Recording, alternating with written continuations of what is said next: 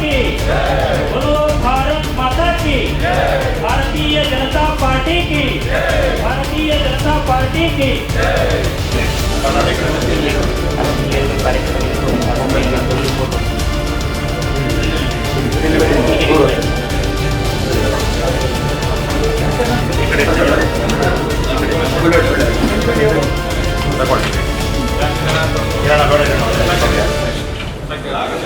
ಬಹಳ ಒಳ್ಳೆಯ ನೀರಿನಲ್ಲಿ ಗೆದ್ದಂಥ ಒಂದು ಕ್ಷೇತ್ರದಲ್ಲಿ ಈ ಒಂದು ಕಾರ್ಯಕ್ರಮ ನಡೀತಾ ಇದೆ.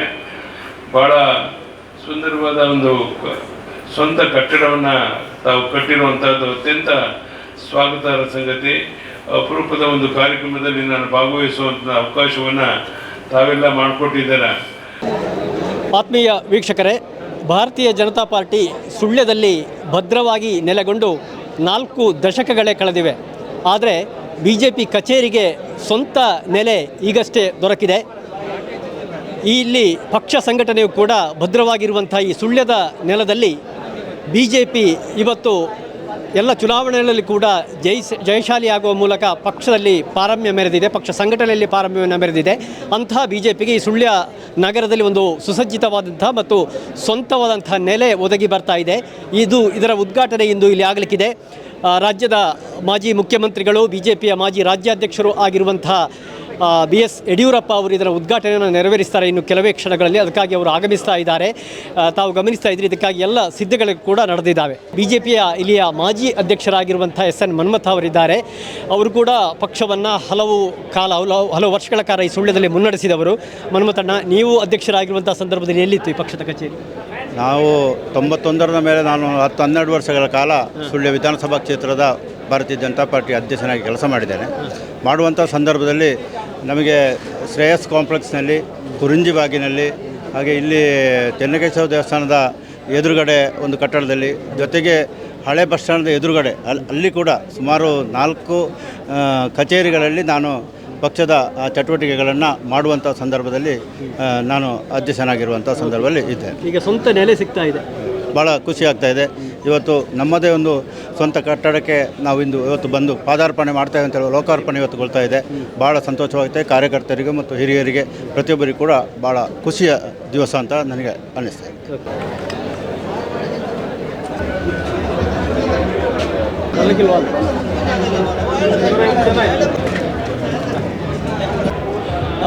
ವೀಕ್ಷಕರೇ, ಈ BJPಯ ಮಂಡಲ ಸಮಿತಿ ಅಧ್ಯಕ್ಷರಾಗಿ 2 ಅವಧಿಗಳಲ್ಲಿ ಕಾರ್ಯನಿರ್ವಹಿಸಿದ ಮತ್ತೋರ್ವ ಮಾಜಿ ಜಿಲ್ಲಾ ಪಂಚಾಯತ್ ಸದಸ್ಯರು ಆಗಿರುವಂಥ ಹರೀಶ್ ಕಂಜಿಪ್ಲಿ ಅವರು ನಮ್ಮ ಜೊತೆಗಿದ್ದಾರೆ. ನಾನು ಮಾತಾಡ್ತಾ ಇದ್ದೆ, ಈ 4 ದಶಕದಿಂದ ಈ ಸುಳ್ಯದಲ್ಲಿ BJP ಭದ್ರ ನೆಲೆಯನ್ನು ಒದಗಿಸಿದೆ. ಆದರೆ ಕಚೇರಿಗೆ ನೆಲೆ ಈಗ ಆಗ್ತಾ ಇದೆ, ಸ್ವಂತ ನೆಲೆ. ಏನನ್ನಿಸ್ತಾ ಇದೆ?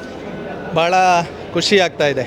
ಕಳೆದ ಹಲವಾರು ವರ್ಷಗಳಿಂದ ಹತ್ರ 30-35 ವರ್ಷಗಳ ಕನಸು ನನಸಾಗ್ತಾ ಇದೆ. ಅನೇಕ ಹಿರಿಯ ಕಾರ್ಯಕರ್ತರು BJPಗೆ ಸ್ವಂತ ಕಚೇರಿ ಬೇಕು, ಸ್ವಂತ ನಿವೇಶನ ಬೇಕು ಅಂತ ಹೇಳುವಂಥ ಕನಸನ್ನು ಹೊತ್ತಿದ್ರು.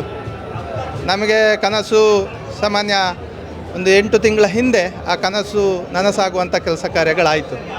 ವಿಶೇಷವಾಗಿ ಕಳೆದ MLA ಚುನಾವಣೆ ಭಾಗೀರಥಿಯವರು ಅಭ್ಯರ್ಥಿಯಾಗಿದ್ದರು. ಆ ಚುನಾವಣಾ ಸಂದರ್ಭದಲ್ಲಿ ಕೇಂದ್ರದಿಂದ ಒಂದಷ್ಟು ಹಣವನ್ನು ನಮ್ಮ ಖರ್ಚಿಗೆಗೋಸ್ಕರ ಕೊಟ್ಟಿದ್ದರು. ಹೆಚ್ಚಿನ ಅಂಶ ಎಲ್ಲ ಬೂತ್ ಅಧ್ಯಕ್ಷರ, ಉಪಾಧ್ಯಕ್ಷರ, ಶಕ್ತಿ ಕೇಂದ್ರ ಪ್ರಮುಖರ ಮತ್ತು ನಮ್ಮೆಲ್ಲ ನಾಯಕರ ವಿಶ್ವಾಸಕ್ಕೆ ತಗೊಂಡು ವಿಶೇಷವಾಗಿ ಬಂದಂಥ ಹಣದಲ್ಲಿ ಒಂದಷ್ಟು ಉಳಿತಾಯ ಮಾಡಿ ಇಲ್ಲಿ ಈ ನಿವೇಶನವನ್ನು ಅಟಲ್ಜಿ ಚಾರಿಟೇಬಲ್ ಟ್ರಸ್ಟ್ನ ಹೆಸರಲ್ಲಿ ನಾವು ತಗೊಂಡಿದ್ದೇವೆ. ಇವತ್ತು BJPಗೆ ಒಂದು ಕಚೇರಿಯಾಗಿದೆ. ವಿಶೇಷವಾಗಿ ನಮಗೆ ಭಾಳ ಹೆಮ್ಮೆ ಆಗ್ತಾ ಇದೆ. ನೀವು ಅಧ್ಯಕ್ಷರಾಗಿರುವ ಸಂದರ್ಭದಲ್ಲಿ ಎಲ್ಲೆಲ್ಲಿತ್ತು ಕಚೇರಿಗಳು? ನಾನು ಅಧ್ಯಕ್ಷ ಆಗಿರುವಾಗ ಶ್ರೀಹರಿ ಕಾಂಪ್ಲೆಕ್ಸ್ ಮತ್ತು ಪ್ರಭುಗಳ ಶ್ರೇಯಸ್ ಕಾಂಪ್ಲೆಕ್ಸ್ ಅಲ್ಲಿ 2 ಕಡೆಯಲ್ಲಿ ಇತ್ತು. ಅನೇಕ ಕಡೆಗಳಲ್ಲಿ ನಾನು ಸಾಮಾನ್ಯ 92ರಿಂದ ಕಾರ್ಯಕರ್ತನಾಗಿರುವ ಸಂದರ್ಭದಲ್ಲಿ ಅನೇಕ ಕಡೆಗಳಲ್ಲಿ ಚೆನ್ನಕೇಶವ ದೇವಸ್ಥಾನದ ಹತ್ರ, ಅಪೋಸಿಟ್ ಹಳೆ ಬಸ್ ಸ್ಟ್ಯಾಂಡ್ ಎದುರು 3-5-6 ಕಡೆಗಳಲ್ಲಿ ಕಚೇರಿ ಇರ್ತಕ್ಕಂಥದ್ದನ್ನು ನಾವು ಕಂಡಿದ್ದೇವೆ. ವಿಶೇಷವಾಗಿ ಕಳೆದ ಅವಧಿಯಲ್ಲಿ ಏನು ಭಾಗೀರಥಿಯವರ ಚುನಾವಣೆಯ ಆ ಸಂದರ್ಭದಲ್ಲಿ ನಮ್ಮ ಈ ಕನಸಿಗೆ ಒಂದು ಚಿಗುರು ಹೊಡೆಯುವ ಕೆಲಸ ಕಾರ್ಯಗಳಾಯಿತು. ಆ ಸಂದರ್ಭದಲ್ಲಿ ಭಾರತೀಯ ಜನತಾ ಪಾರ್ಟಿಗೆ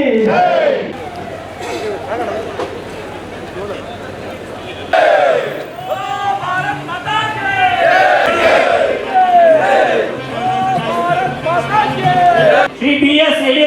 जी की, श्री BS येडियुरप्पा जी की, ಭಾರತ್ ಮಾತಾ ಕಿ. ಸನ್ಮಾನ್ಯ ಶ್ರೀ BS येडियुरप्पा ಅವರು ಆಗಮಿಸಿದ್ದಾರೆ. ಅವರಿಗೆ बोलो भारत माता के BS येडियुरप्पा के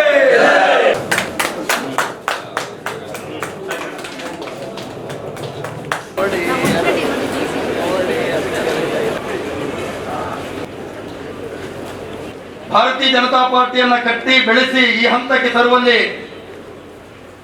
ಕಾರ್ಯವನ್ನ ಮಾಡಿ ರಾಜ್ಯದ ಮುಖ್ಯಮಂತ್ರಿಗಳಾಗಿ ರಾಜ್ಯದ ಎಲ್ಲ ಜನಾಂಗಕ್ಕೂ ಕೂಡ ಅವರ ಆಶೋತ್ತರಗಳಿಗೆ ಸ್ಪಂದಿಸಿ ಎಲ್ಲ ಕಾರ್ಯಗಳನ್ನು ಯಶಸ್ವಿಯಾಗಿ ಮಾಡಿ ಇವತ್ತು ಪ್ರತಿಯೊಬ್ಬರ ಮನಸ್ಸಿನಲ್ಲಿ ಇರುವಂಥದ್ದು BS ಯಡಿಯೂರಪ್ಪಾಜಿ ಅವರ ಹೆಸರು ಎಲ್ಲರಿಗೂ ಕೂಡ ಗೊತ್ತಿದೆ. ಕುಕ್ಕೆ ಸುಬ್ರಹ್ಮಣ್ಯದಲ್ಲಿ ಮುಳುಗು ಸೇತುವೆಗಳಿತ್ತು. ಮುಳುಗು ಸೇತುವೆ ಕುಮಾರಧಾರ ಯಾವಾಗ ಬರುವ ಕೂಡ ವರ್ಷದಲ್ಲಿ 10 ಬಾರಿ ನಾವು ರಸ್ತೆಯ ಆ ಕಡೆ ಮತ್ತು ಈ ಕಡೆ ಗಂಟೆಗಟ್ಟಲೆ ಕಾಯುವಂತ ಸ್ಥಿತಿ ನಿರ್ಮಾಣ ಆಗ್ತಿತ್ತು. ಅದಕ್ಕೆ ಶಾಶ್ವತವಾದಂತಹ ಪರಿಹಾರವನ್ನ ಮಾನ್ಯ ಯಡಿಯೂರಪ್ಪಾಜಿ ಅವರು ಮಾನ್ಯ ಶಾಸಕ ಅಂಗಾರ ಹೊತ್ತಿನಲ್ಲಿದ್ದಾಗ ಅದನ್ನು ಮಾಡುವಂತ ಯೋಚನೆ ಮಾಡಿದರು.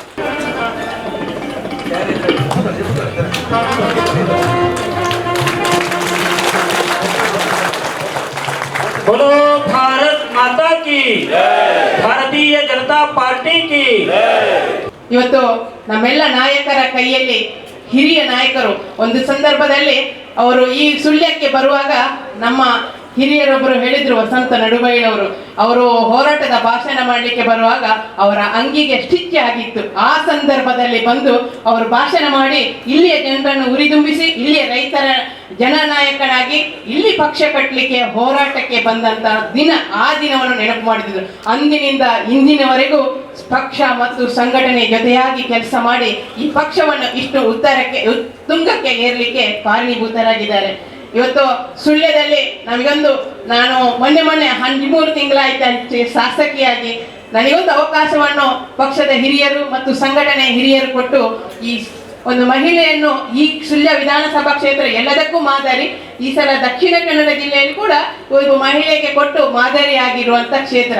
13 ವರ್ಷ ಆಗುವಾಗ 13 ತಿಂಗಳಾದಷ್ಟೇ ಪಕ್ಷದ ಜವಾಬ್ದಾರಿ ಕೊಟ್ಟು ಪಕ್ಷದಲ್ಲಿ ಗೆಲ್ಲಿಸಿಕೊಟ್ಟ ನಂತರ ಹರೀಶ್ ಕಂಜಿಪಿಡಿ ಅವರ ಅಧ್ಯಕ್ಷರಾಗಿದ್ದರು, ಮಂಡಲದ ಅಧ್ಯಕ್ಷರು. ಆಗ ವೆಂಕಟ ಒಳನಂಬೆ ಇವರೆಲ್ಲ ನಮ್ಮ ಟೀಮ್, ಹಿಂದಿನ ಅಧ್ಯಕ್ಷರುಗಳು ವೆಂಕಟ ದಂಬೆಕೊಡಿ ಇರ್ಬೋದು, ಇವತ್ತು AV ತೀರ್ಥರಾಮರಿದ್ದಾರೆ, ಮನ್ಮಥಣ್ಣ ಇದ್ದಾರೆ, SN ಮನ್ಮಥರಿದ್ದಾರೆ.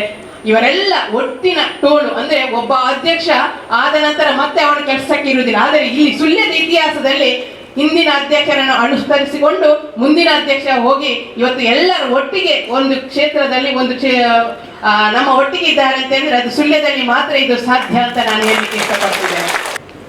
ಆದರೆ ಇವತ್ತು ನಮ್ಮೆಲ್ಲರ ರೈತ ನಾಯಕ ಅಂತೇಳಿ ಹೆಸರುವಾಸಿಯನ್ನ ಪಡೆದಿರತಕ್ಕಂಥ ಸನ್ಮಾನ್ಯ BS ಯಡಿಯೂರಪ್ಪನವರು ಶಾಶ್ವತವಾಗಿ ಇವತ್ತಿಗೆ ನಾಳೆಗೆ ಮಾತ್ರ ಅಲ್ಲ, ಮುಂದಿನ ಎಲ್ಲ ಸಂದರ್ಭದಲ್ಲಿ ಕೂಡ ಭಾರತೀಯ ಜನತಾ ಪಾರ್ಟಿಯ ಕಚೇರಿ ಶಾಶ್ವತವಾಗಿ ಎಲ್ಲಿರ್ತದೆ. ಇದು ಪಾರ್ಟಿಯ ಒಂದು ಕೆಲಸವನ್ನು ಮಾಡಲಿಕ್ಕೆ ನಮಗೆ ಒಂದು ಬೇಕಾಗಿರತಕ್ಕಂಥ ಒಂದು ಅವಶ್ಯಕತೆಯನ್ನು ಇವತ್ತು ನಾವು ಎಲ್ಲರೂ ಕೂಡ ತುಂಬ ಮನಸ್ಸಿನಿಂದ ನಾವು ಅದನ್ನು ಉಪಯೋಗ ಮಾಡಿಕೊಳ್ತಿದ್ದೇವೆ.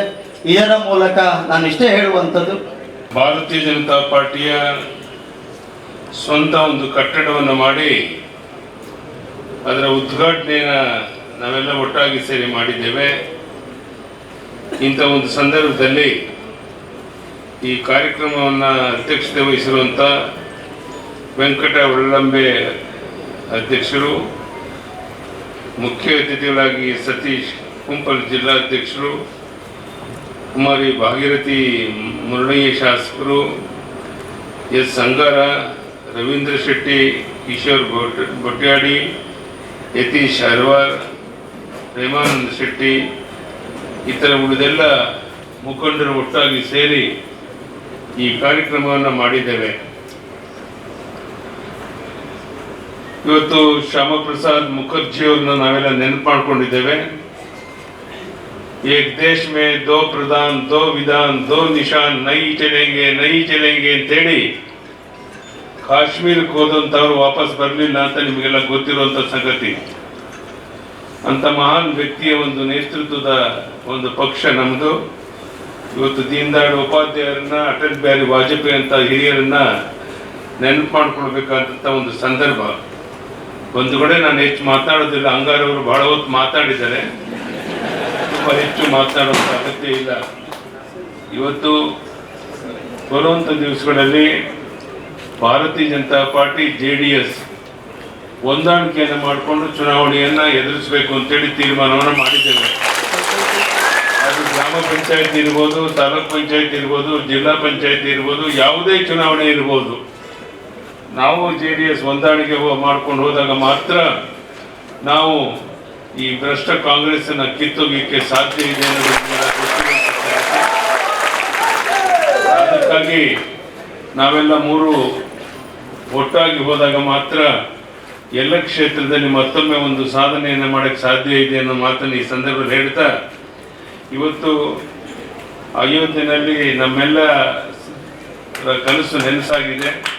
ರಾಮ ಮಂದಿರದ ಒಂದು ನಿರ್ಮಾಣ ಆಗಿದೆ. ರಾಮನ ದರ್ಶನವನ್ನು ಮಾಡೋದಕ್ಕೆ ಲಕ್ಷಾಂತರ ಜನ ಹೋಗಿ ಬರ್ತಾ ಇರೋದನ್ನ ತಾವೆಲ್ಲ ಕೇಳಿದ್ದೀರಾ, ನೋಡಿದ್ದೀರಾ, ತಮ್ಮಲ್ಲಿ ಕೆಲವರು ಹೋಗಿ ಬಂದಿರ್ಬೋದು.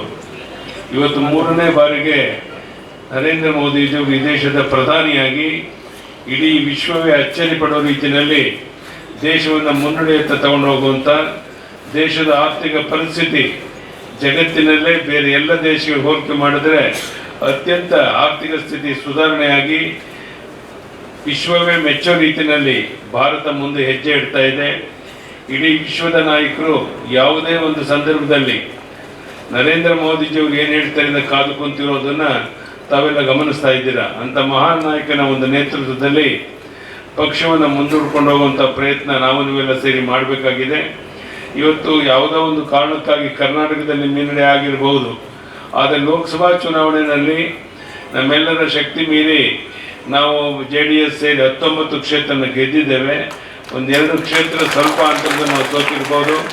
ಆದರೆ ಬರುವಂಥ ದಿವಸಗಳಲ್ಲಿ ನೀವೆಲ್ಲ ಶ್ರಮ ಹಾಕಿದ್ರೆ, ನಾವೆಲ್ಲ ಒಟ್ಟಾಗಿ ಕೆಲಸ ಮಾಡಿದರೆ ಮತ್ತೊಮ್ಮೆ ಕರ್ನಾಟಕದಲ್ಲಿ BJP ಸರ್ಕಾರವನ್ನು ಆದಷ್ಟು ಬೇಗ ತರೋದಕ್ಕೆ ಸಾಧ್ಯ ಇದೆ. ಅದಕ್ಕೆ ನಾವೆಲ್ಲ ಸೇರಿ ಕೆಲಸ ಮಾಡೋಣ ಅಂತ ಮಾತ್ರ ಈ ಸಂದರ್ಭದಲ್ಲಿ ಹೇಳ್ತಾ, ಇವತ್ತಿಲ್ಲಿ ಭಾಳ ಒಳ್ಳೆಯ ಲೀಡ್ನಲ್ಲಿ ಗೆದ್ದಂಥ ಒಂದು ಕ್ಷೇತ್ರದಲ್ಲಿ ಈ ಒಂದು ಕಾರ್ಯಕ್ರಮ ನಡೀತಾ ಇದೆ. ಭಾಳ ಸುಂದರವಾದ ಒಂದು ಸ್ವಂತ ಕಟ್ಟಡವನ್ನು ತಾವು ಕಟ್ಟಿರುವಂಥದ್ದು ಅತ್ಯಂತ ಸ್ವಾಗತಾರ್ಹ ಸಂಗತಿ. ಅಪರೂಪದ ಒಂದು ಕಾರ್ಯಕ್ರಮದಲ್ಲಿ ನಾನು ಭಾಗವಹಿಸುವಂಥ ಅವಕಾಶವನ್ನು ತಾವೆಲ್ಲ ಮಾಡಿಕೊಟ್ಟಿದ್ದಾರೆ. ಇವತ್ತು ಕಾಂಗ್ರೆಸ್ ಪಕ್ಷ ಮುಳುಗ್ತಾ ಇರುವಂಥ ಒಂದು ಪಕ್ಷ, ಆದ್ದರಿಂದ ಯಾರೂ ಆ ಬಗ್ಗೆ ಚಿಂತೆ ಮಾಡುವಂಥ ಅಗತ್ಯ ಇಲ್ಲ. ಬರುವಂಥ ದಿವಸಗಳಲ್ಲಿ ನಿಶ್ಚಿತವಾಗಿ ನಾವೆಲ್ಲ ಒಟ್ಟಾಗಿ ಸೇರಿದರೆ ಈ ಕಾಂಗ್ರೆಸ್ಸನ್ನು ಧೂಳೀಪಟ ಮಾಡ್ಬೋದು. ಅದಕ್ಕಾಗಿ ಇವತ್ತು ನಿಮಗೆ ಗೊತ್ತಿರ್ಬೋದು, ಲೋಕಸಭೆಯಲ್ಲಿ ಪ್ರಮಾಣ ವಚನ ಸ್ವೀಕಾರ ಮಾಡುವಂಥ ಕಾರ್ಯಕ್ರಮ ಇವತ್ತು ನಡೀತಾ ಇದೆ.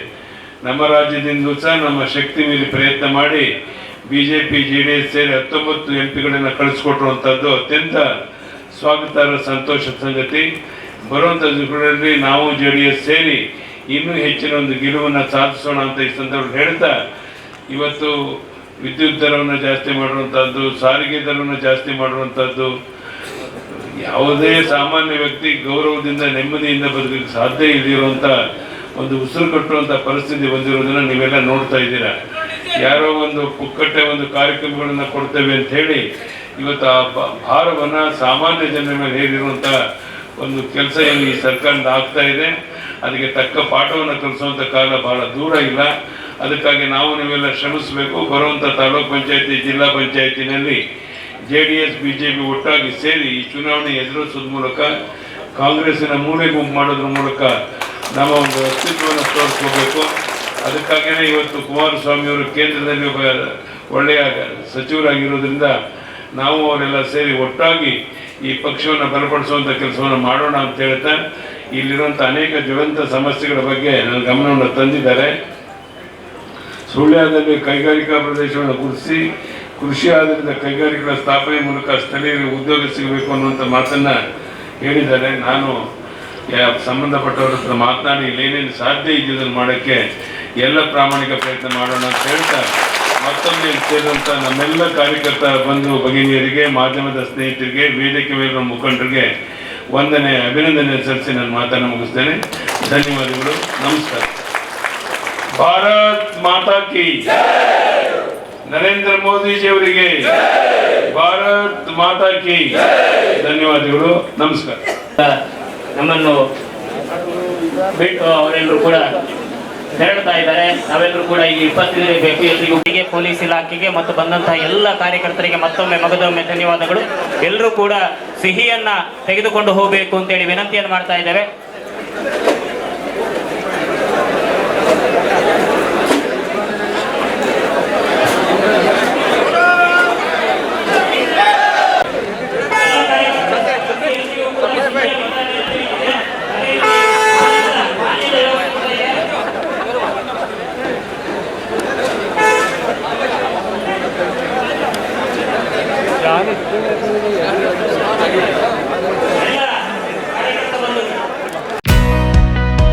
Karnataka agri garden nursery, Mogarpane, Halegate, Sullia. ನಮ್ಮಲ್ಲಿ ಉತ್ತಮ ತಳಿಯ ಹೈಬ್ರಿಡ್ ತೆಂಗಿನ ಗಿಡಗಳು ಹಾಗೂ ಉತ್ತಮ ತಳಿಯ ಅಡಿಕೆ ಗಿಡಗಳಾದ ಇಂಟರ್ ಮಂಗಳ, ಮೋಹಿತ್ ನಗರ, ಸೈಗಾವ್, ರತ್ನಗಿರಿ, ಸುಮಂಗಲ, ಊರಿನ ಮಂಗಳ ಹಾಗೂ ಗೇರು ತಳಿಗಳು ಮತ್ತು ಕಸಿ ಜಾಯಿಕಾಯಿ ಗಿಡಗಳು, ವಿವಿಧ ರೀತಿಯ ಹಣ್ಣಿನ ಗಿಡಗಳು, ಕಾಳು ಮೆಣಸಿನ ಕಸಿ ಗಿಡ, ಪಣಿಯೂರು ಸೆವೆಲ್ ಲಭ್ಯವಿದೆ ಹಾಗೂ ಶಾಂತಮಂಗಲ ಅಡಿಕೆ ಗಿಡಗಳು ಲಭ್ಯ. Karnataka agri garden nursery, Mogarpane, Halegate, Sullia.